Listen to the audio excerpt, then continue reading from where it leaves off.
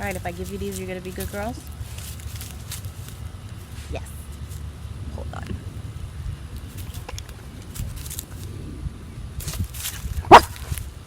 You don't tell me what to do. You wait patiently. Okay, you guys want these? Lay down. No, you have to back up. Back up. Back up. You're not backing up. Back up. Back up. Back up. Okay, sit. Down. Down. Kiva, you're not laying down. I'm looking at you. Alright, we're going to do Tootie first. Tootie, lay down. Oh, good girl. That wasn't even all the way down, though. You cheated. That's better. Here you go. Okay, go away. Your turn, ma'am. Lay down. All the way. You're crouching. Put your belly on the ground. No, lay down. Kiva, lay down. Do you want this? Nope. Lay down. All the way. You are so defiant. Lay down this way. No? Okay, you don't get it.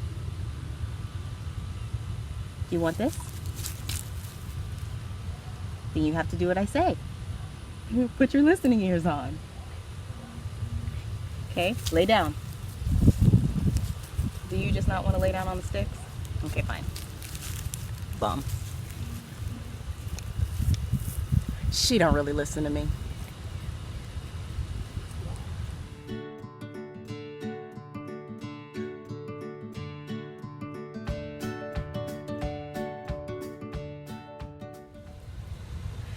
Hi friends! Welcome to episode 80 of the Quirky Monday Craftcast. My name is Kalisha and you can find me anywhere online as Nadir Tani.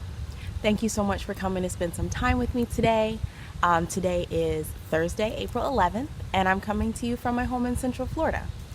I am filming further back in the yard today because of the shade.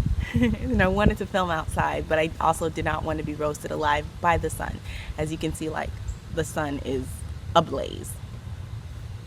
But I also have the dogs out here with me, so I'm going to be keeping an eye on them because little Miss Tootie over there looks like she's about to plan, like she's in the midst of planning her next great escape. So hopefully I don't have to go chasing her down or anything like that. But yeah, so admin. Do we have any admin-y stuff? Yes, we do. We received a pattern donation from Lorraine of the Ellinesscrafts podcast. She donated a copy of her Biscuit Hat pattern, which I'll put in a picture.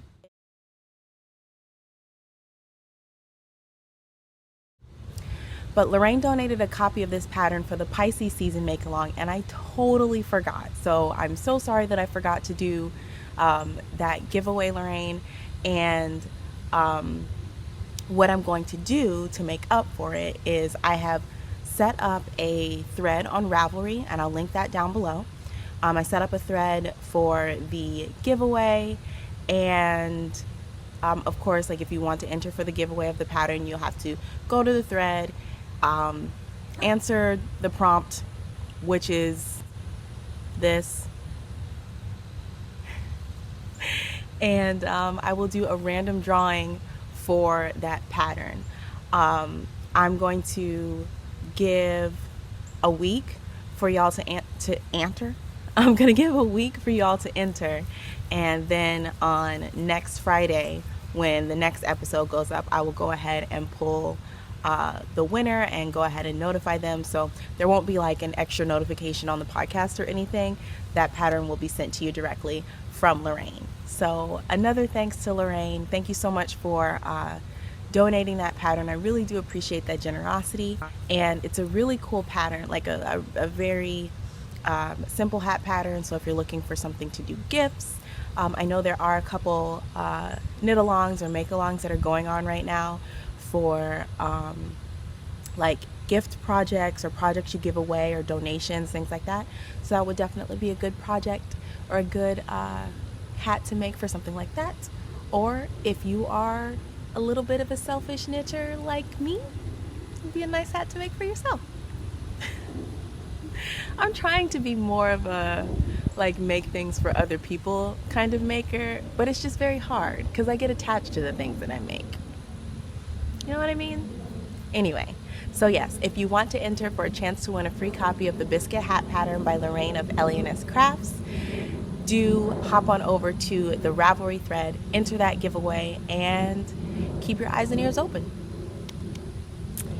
And I think that's all I had for admin. Is that true? That is true. So what we are going to do now, I don't know what's going on with my speaking today. So what we're going to go ahead and do now is jump into our bright spot segment. There are two bright spots I wanted to share with you guys. And I actually don't even have to cut to it because I have them on my phone. Look at technology. The first bright spot is brought to you by Melinda, who's known online as Yarnder Woman. And it reads,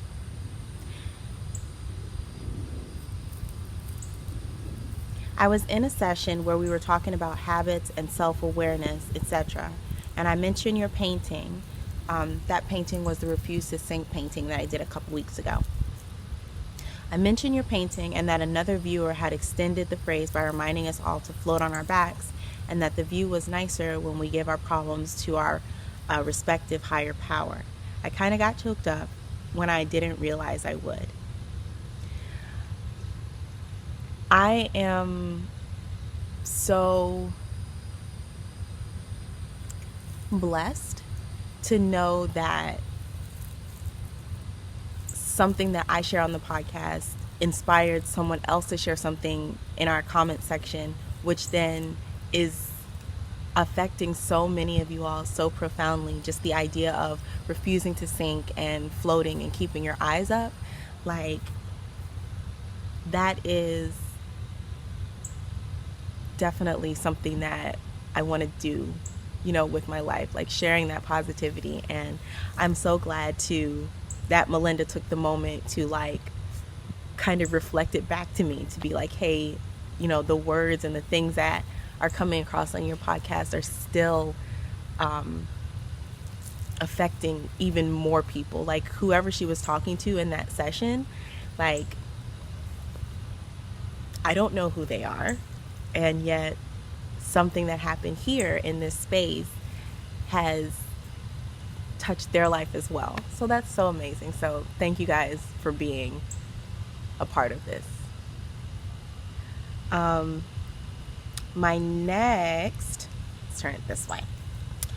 The next bright spot I pulled from the Ravelry thread. So we do have a thread over on Ravelry for bright spots and positive moments.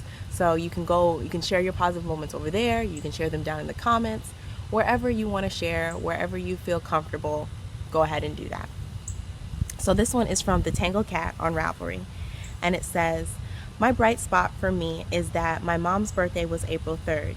She has Alzheimer's and did not remember. When we told her the cake and ice cream was for her birthday, her face lit up. I have been giving her a new birthday party every day since, and each time she is surprised because she doesn't remember the previous days.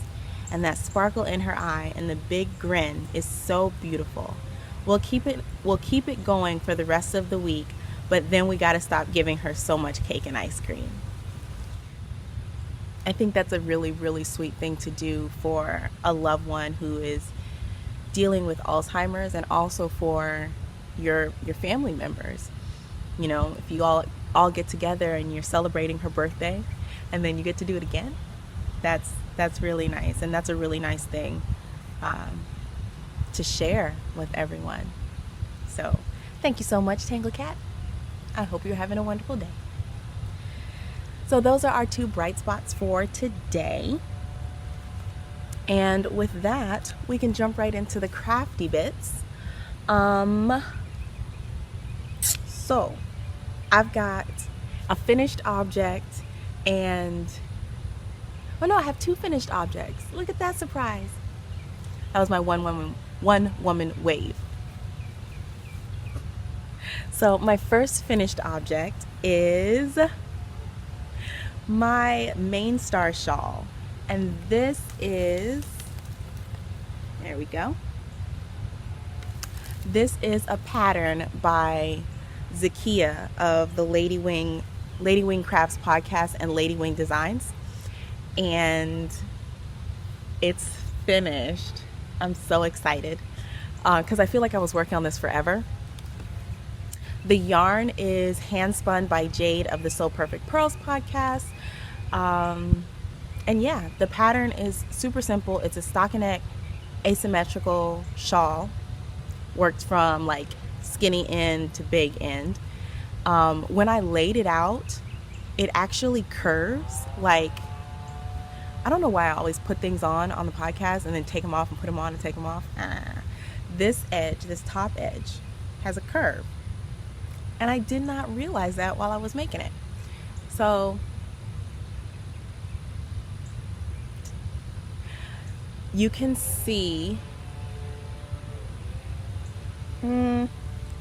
where did this right here is where the second skein of yarn started. And as you can see, it was like so much more heavily pink than the other one. And I'm glad that I did it this way, because when I caked up the skeins, you could tell that the second ball was like very much heavier pink. Yeah. What? Very much more pink than the other one. I can't talk, it's fine. And I thought about doing this skein first, but if I had done that, then more of this would have been pink. And because the rows are shorter, so it would stretch out farther. You guys get it. Whoop. But I decided to use it second, which I am glad that I did. All of my ends are woven in.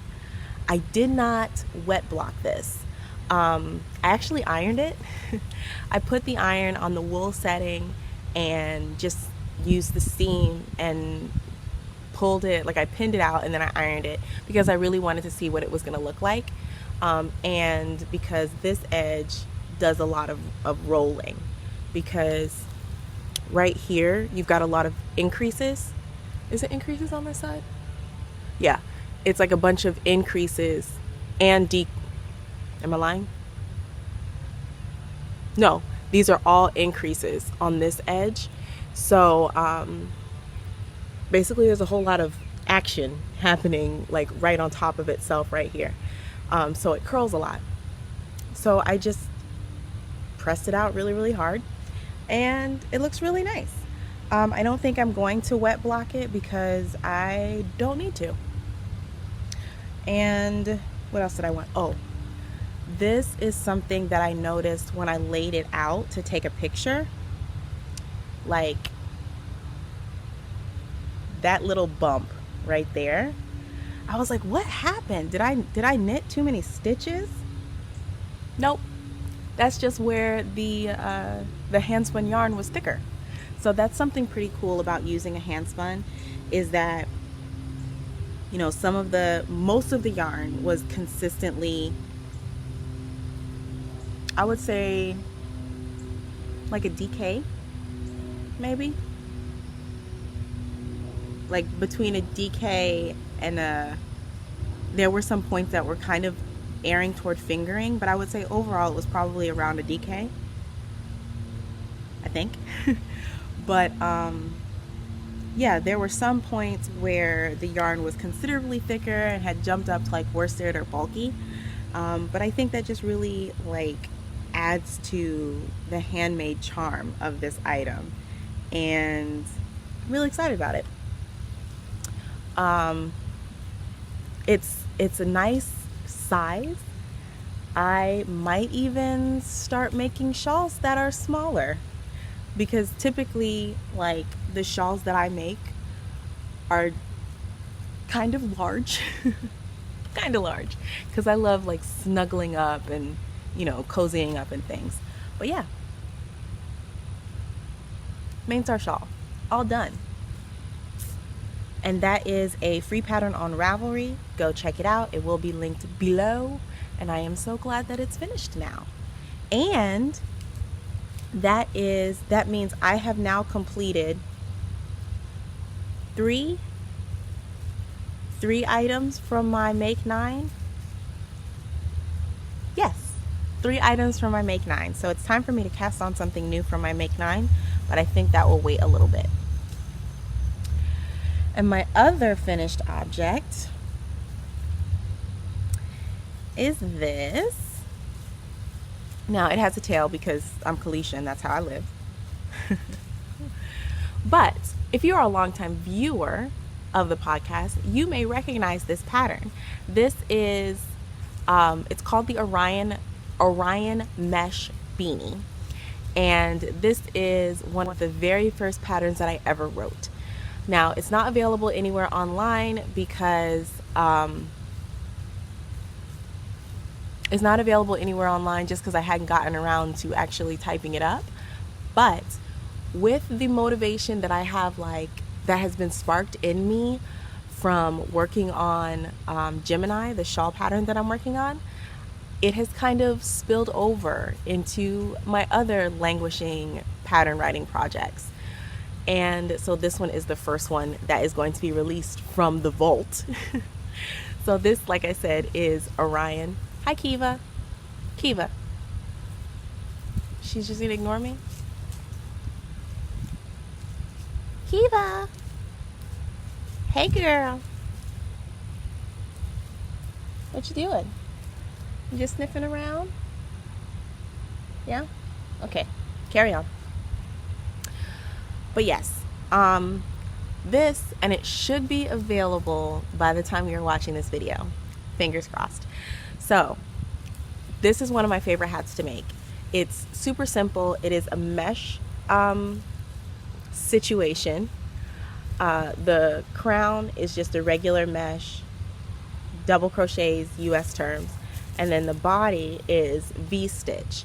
And the regular V-stitch that you will see in this pattern, there's 2 V-stitches. There's the regular one, which is double crochet, chain 1, double crochet in the same space. And then there's the wide V-stitch, which is double crochet, chain 2, double crochet in the same space. Ta-da! And that's this hat. So this part here is just worked even. There are no increases in this portion of the hat. So if you want it to be slouchier, just add more rows here. And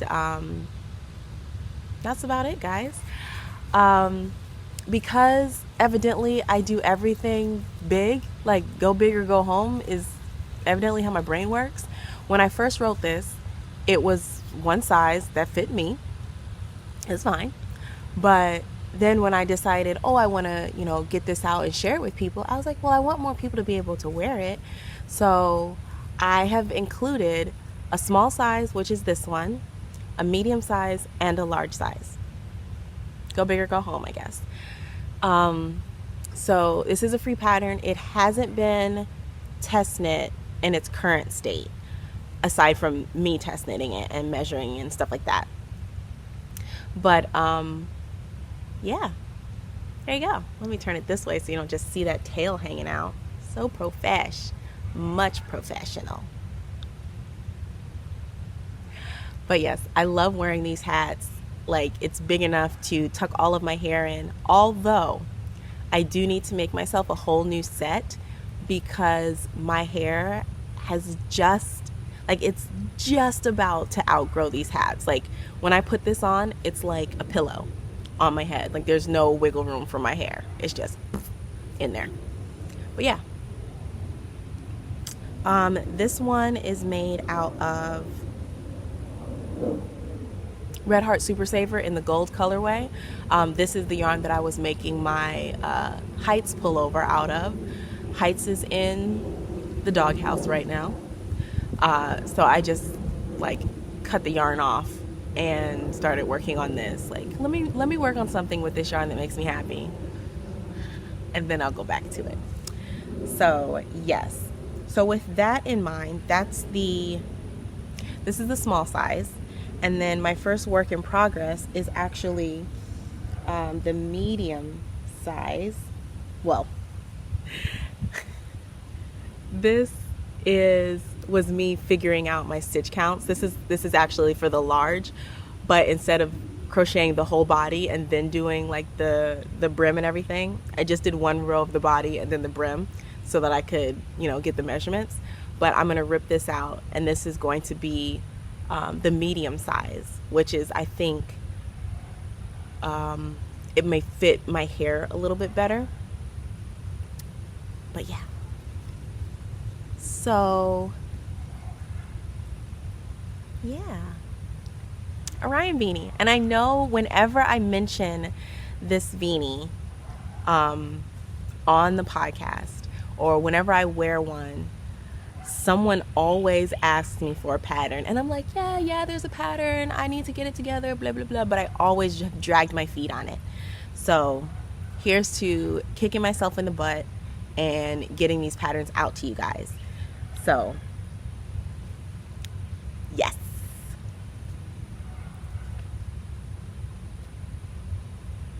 Whenever the inspiration hits, man, I gotta run with it. So the next work in progress that I have, it's actually not fibery. Well, let me just tell you what it is. So April, is my head wrap coming down? No. So April is National Poetry Writing Month, or National Poetry Month here in the US. I don't know if it's National Poetry Month anywhere else, but it is here. And so one of the things that people will do during Poetry Month is write a poem a day. And it's called NaPoWriMo. And I don't know what came first, NaPoWriMo or NaNoWriMo, which they're both basically the same thing, where NaPoWriMo is National Poetry Writing Month. NaNoWriMo is National Novel Writing Month, and that is where you basically are writing a novel within the month. I think I understand, but I don't write novels. I occasionally write poems. So I have decided to take on NaPoWriMo, and I wanted to do a poem a day. Now it's the 11th, so I should have 11 poems. I do not. I have 4. I'm gonna end with, how many days are in April? 30 days, that's September, 30 days. So I'm going to end with 30 poems. And this is where it gets kind of exciting for me, and also a little bit fibery, because I decided that like I'm not gonna do like super long, in-depth poems. What I'm going to do are haikus. And if you're not familiar, now I don't know if these would technically be haikus, because haikus are typically nature themed. They might be senryus. They're 3-lined poems, and they have specific syllable counts. They go, the first line is 5 syllables, the second line is 7 syllables, and the third line is 5 syllables again. So I am writing 30 haikus or senryus, we will fact check, and they are all going to be fiber based, or not really, not just generally fiber based. I've broken it up. Okay guys, y'all know from the Omni Tecton episode that I can get real nerdy real fast. Here it comes. Are you ready? Here we go. So I've broken it up into 3 sections. So I'll have 10 poems, so 10, 10, and 10. The first 10 poems are going to be about starting patterns, like those thoughts you have when you're starting a new pattern, or what it's like when you are casting on and you have to cast on like a bazillion stitches, but you get like right up to the end of your long tail cast on, and lo and behold, you don't have enough yarn to finish. Like I have a poem about that. So we're gonna have 10 poems about starting a project, 10 poems about the work in progress, and 10 poems about the finished object. And I am so crunk about this, guys. And then I was like thinking, okay, well, what am I gonna call this collection of poems? And I'm gonna call it Weaving Tales.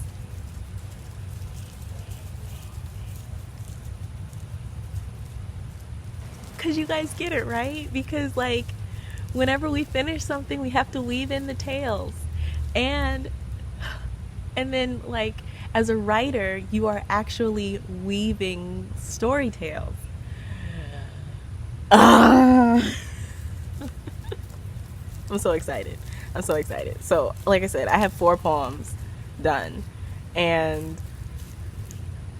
I need to hurry up and finish because like I said, today's the 11th. So I'm gonna read to you the first 4 poems. Now this poem form doesn't rhyme. It's strictly on the stitch count, the syllable count. So number 1. Which of these comes first? The feel of the fibers or the draw of pattern?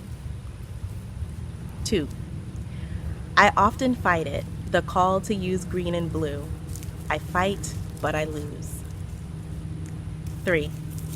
A good foundation is the start of all friendships and crochet pieces. 4. Nothing teaches you resilience like casting on 100 stitches. I'm so excited about these poems. So what I want to do, because I feel like this would be a really cool like community thing, and I think last year during NaPoWriMo, I was asking for people to give me like poem assignments, like write a poem about this. So this year,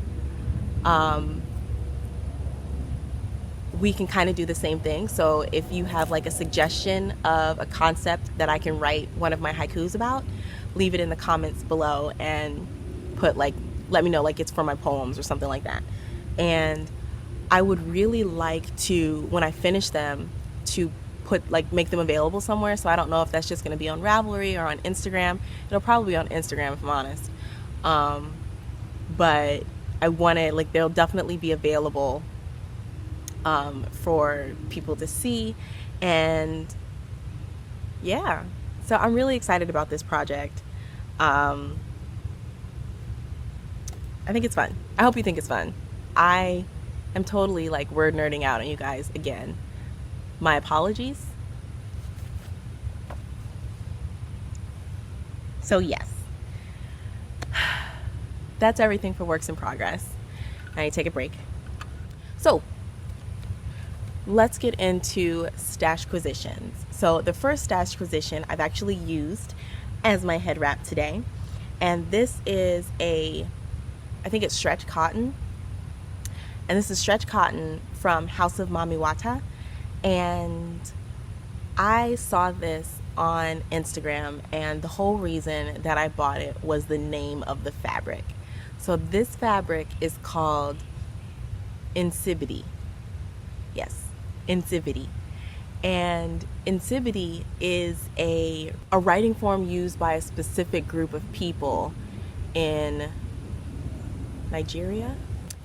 But the reason that the fabric name caught my eye is I first heard about this writing form in a book that I read, and the book is by Nnedi Okorafor, and it is her Akata Witch series. And in the story, the main character is learning to read Insipidity. And so like when those two things like collided, like my love of fabrics and this awesome story, I was like, obviously I have to buy it. And I didn't just buy the red one. Well, it's kind of red brown. I also bought it in black. And so let me hold it so that you can see the patterning. So that's how the fabric looks.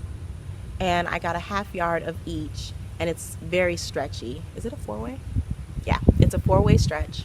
And I'm just going to use both of them for head wraps. And I love it when different areas of my interest cross over like that. Super cool. So when I bought this fabric from House of Mami Wata, I also bought a scrap pack. And if you have ever had or purchased like wax print and Cara fabric, it comes with the labels basically like adhered to the fabric. And the way that you remove them is you have to iron over it and peel it off, and then sometimes it leaves a lot of sticky residue, and it can be kind of like a frustrating situation. So essentially what the scrap pack is all of the labels from the fabrics that she sells, where she just cut the label off and went on about business. So I have carefully pinned, I removed all the sticky labels, and I guess this is a work in progress as well, but I removed all the sticky labels and pinned them all together like patchworky style, and I'm gonna sew them and then wash it again. So I don't know how I can show you how sticky this is.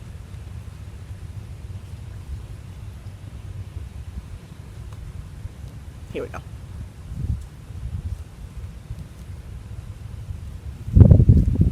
So you can see how much that is sticking to my hands. And some of them aren't as sticky as others. Some of them are just like ridiculously sticky. Yeah, here's another one. But, so I'm gonna sew these all together in a patchwork style, and then, I don't know what I'm gonna do with this. I thought it was pretty cool. Now I will fold it up and try not to stab myself. Okay, the next thing that I have for stash positions is a machine embroidered bag tag that I got from on Instagram and YouTube. She is Kim the Crafty Nomad, and then her Etsy is Ebony Purls, and Ebony Purls, and I will link everything down below. But I got this from her. It says one crafty chick, which of course I am. We all know this. It's got a little lobster claw. It has a little lobster clasp, which I think is really handy, and I just need to figure out what I want to connect this to, because it's so great. She had one, the one that I wanted just got away from me, but it was black. Yeah, was it black? It was black leather with red and green text on it. So I wanted that one so bad for the red, black, and green, but somebody else snatched it up before I could get it. It's okay, because I got the red one, and she only made 3. I think the third one was blue, but I got my second choice. She also does project bags, and she was talking on one of her recent podcasts about doing like crafty badges, like Girl Scout and Boy Scout patches. She was talking about doing some of those, so I kind of want to get one of those too. So I've kind of been watching her Etsy shop to see like what she's releasing. So yeah, definitely check her out. And the last thing I have in Stashquisitions is a bag of thrift yarn. It's in a plastic bag because I shoved it all in here and then I put it in the freezer for a couple of days because moths could happen. And I got these all from Goodwill, and they were each 99 cents.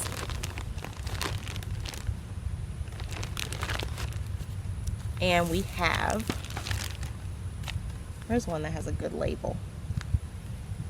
Oh no, they stuck the Goodwill price tag on top of all the important information. So this is Mohair Classique, the elegant caress of mohair in an easy care blend. It is 52% mohair, 48% acrylic. That's it, because that's 100%. And it doesn't have a particular color name, but I got 3 of these, and that's how it looks. It's kind of a like a muted, I don't even know what color, like denim. A muted denim is kind of what that is. So that's what that looks like. And I've got 3 of those. Then I got 1 of these, and this tag has seen much better days. I want to say this is Fintex fingering. It's 100% acrylic. Yeah, Fintex. Made in Canada. There are 275 yards and 50 grams. And that's what that one looks like. It's coming out more blue on screen. It's not that royal. It is showing up more blue on screen. It has a little bit more green in the actual color. But, oh, and it has a color name. This is called Swallow. Oh, that's nice. So I kind of got these to go together because I've never done anything where you're holding mohair with something else. So I only have 50 grams of this one. So I figure I can do, like, hold these together, and then I have, like, that project. And then I can do something else with 100 grams of this. And how many yards? This is 215 yards. Okay, so that's about a fingering as well. So who knows what I can make with these. And the last thing that I got from the Goodwill, again for 99 cents each, and this one has like plants in it. I'm pretty sure those are not from my backyard. But anywho, I got this like super, like, what? Hello? What is that? There's a paper clip in here and a rubber band. Who puts rubber bands around their yarn cakes? That is just asking for tangling. Ooh. Hold on. Oh my. Why? Why? Do I have scissors? Just gonna. Okay, so now back to the mystery yarn. So this, when I looked at it, I was like, okay, I assume that this is like some sort of like wool. It smells like somebody's house. So I couldn't be like, oh, that smells sheepy. It's wool. No. So I did a burn test. And I'll insert the video this side. I think it goes on this side. But basically what you do when you do a burn test, you take like a length of the yarn in question and you set it on fire. And depending on how the fiber or the yarn reacts to being burned, you can determine what kind of fiber it is. Whether it's a protein fiber, a man-made like fiber like acrylic or something like that, or a plant fiber, because they all burn differently. I will link below some information about the burn test. So if you have mystery yarn in your stash, you can potentially use that test to figure out what it's made out of. So the results of the burn test indicated that this was a like a protein fiber, an animal fiber. So I'm assuming that it is a wool. It is a 2-ply, appears to be, I don't know, would you call this a fingering weight? No, it's thicker than a fingering weight, so maybe a sport weight. I did not weigh this. Do I have my scales? And I don't have my scales out here, but I haven't weighed it, so I will weigh this and put it at the bottom of the screen how much it is. But yeah, I don't know what I'm gonna do with these, but they were 99 cents each, and just the idea of the mystery was too overwhelming for me not to get them. So that's pretty fun. Hey guys, so while I was editing the podcast, I realized that I forgot to talk about one of my stash positions. Um, I joined in, and there's a crazy glare on my glasses. I'm sorry. I joined in on the solidarity swap that was hosted on Ravelry, and my swap partner sent me this skein of yarn. I guess I should give you a little bit of information about the swap if you didn't know. But it was basically a swap to promote traffic to makers of color. And I sent my swap partner a skein of Bertolo fibers because I'm a diehard lover of her yarn. And my partner sent me back Lola Bean Yarn Co. And that's pretty true to color, actually. This is the Bean Sprout base, which is an 80% superwash merino, 20% nylon. It's a fingering weight, and the color is La Playa. I like it. I have no idea what I'm going to do with this yet, but I'm really excited to have it. This is my first Lola Bean. I have drooled over her yarn a lot. Her dye style and her skill is really, really beautiful. I'm really happy to have this in my stash now. Now I just have to figure out what to do with it. I could make socks. That would be the easiest thing. But I kind of don't want to do socks out of this. This would have been perfect for like something for Pisces, like for the Pisces cow, like, and it's called La Playa. Get out of here right now. But yes, that's what I forgot. The reason I forgot it was because it was in the bottom of my basket, and like when I took off my like works, my finished objects and stuff, I tossed them in the basket and buried it. And I didn't realize it until I was editing, and I was like, oh my goodness, where's my yarn? It's here. All right, guys. And that's everything that I have for stash positions. So that will take us into black fibers, black threads. And today I wanted to mention an Instagram page that I started following with like over the last couple months. And they recently posted something that was super interesting to me. So the Instagram page is Black Girl Knit Club. And they are a London-based club that hosts various like workshops, like learn how to knit, and like different events and stuff like that. And the thing that they posted recently that really caught my eye was fabric yarn, but not just a regular fabric yarn, because like I feel like you see fabric yarn all the time. But they had fabric yarn made from Ankara fabric, which is the African print fabric that I just showed you. Like this. And when I saw that, I don't know why it was so mind-blowing. Like, holy crap, you can make fabric yarn out of African print fabric. Duh, of course you can.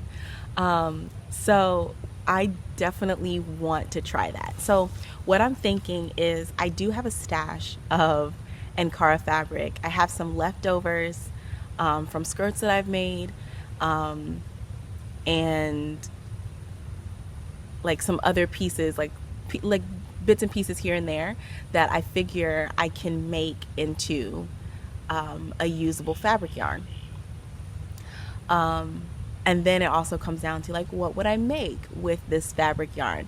Because one of the main identifying characteristics of Ankara fabric, like of wax print fabric, is how thick and sturdy the actual fabric is because of how it's printed and how it's created, with like the wax and everything.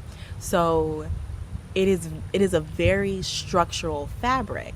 So that lends the rationale that if I make yarn out of this very structured fabric, it's going to create a very structured yarn, which then if I knit it or crochet it would make like almost a bulletproof fabric.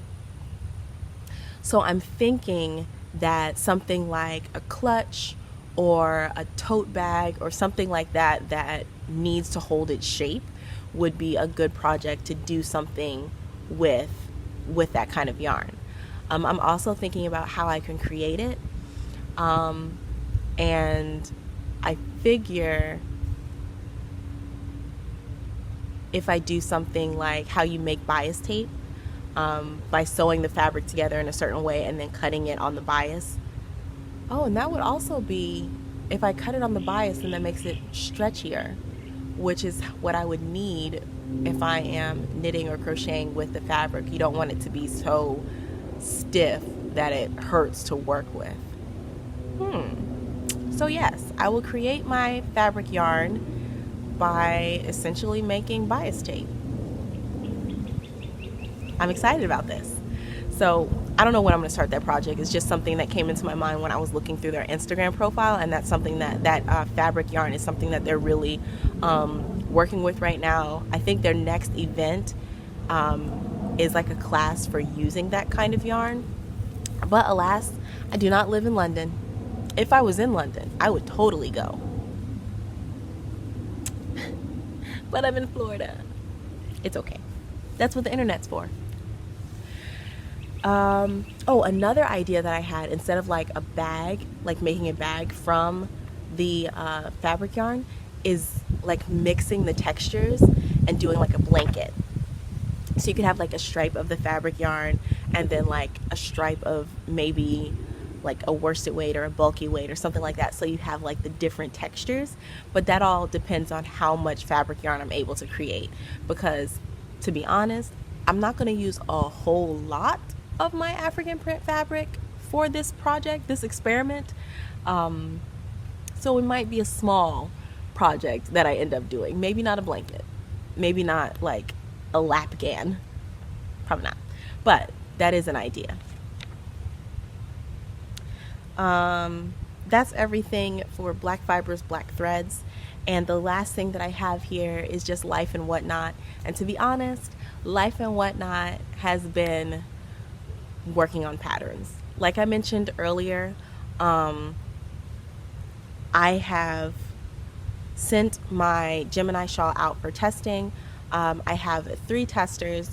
2 of them are like blazing through the patterns. I'm not entirely sure where my 3rd tester is on it. She had mentioned that she has to still get the yarn.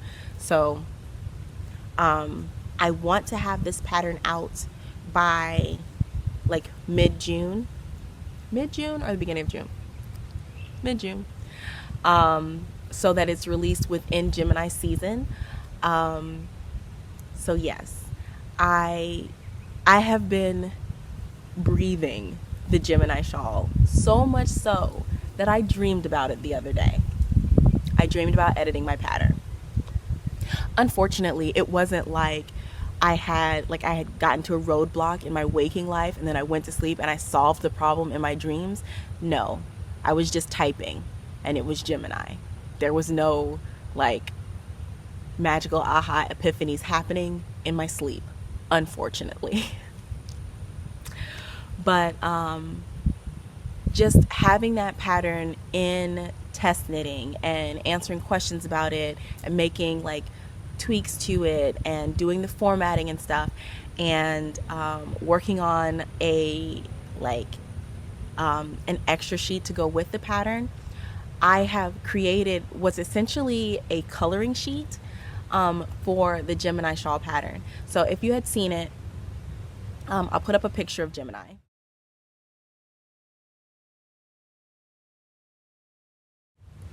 So as you can see, it's a 3-color shawl and the colors work together in a special way. And I make recommendations on how to choose your colors. So what I did for, I guess, to help the future makers of this project, or to help the future makers of this shawl, is I created a coloring sheet where if you have an idea of what colors you want to use, you can then color them in on the shawl, on the paper, and see if you like how the colors sit. And then before you start making the project, you get halfway into the shawl and you're like, I don't really like these colors this way. And then you're committed, unless you're a fan of ripping out. So I stayed up like really late one night making that sheet, and I'm really proud of it. And then I have basically been just really excited about pattern writing. So I took that excitement and just applied it to like all of these patterns that I have in the vault of my brain. And like I said earlier, I am releasing the Orion mesh beanie. I'm also working on my El Tannen socks. I have the braiding party hat that I'm currently working on, and somebody else. Like, it's legitimately like 5 different patterns that I'm currently typing up, formatting, getting ready, so that whenever this like buzz of motivation leaves, whenever I swing out of it, then I will know that I would have taken full advantage of this energy that I have. And like, we gonna ride it till the wheels fall off, in a nutshell. So yeah, that's everything that I have for you guys today.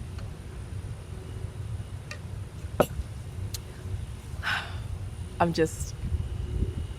am feeling really excited and motivated and creative, and whenever I get into this mood, I'm just like, hey, we got to use it up, wear it out, like, because I don't always feel like this.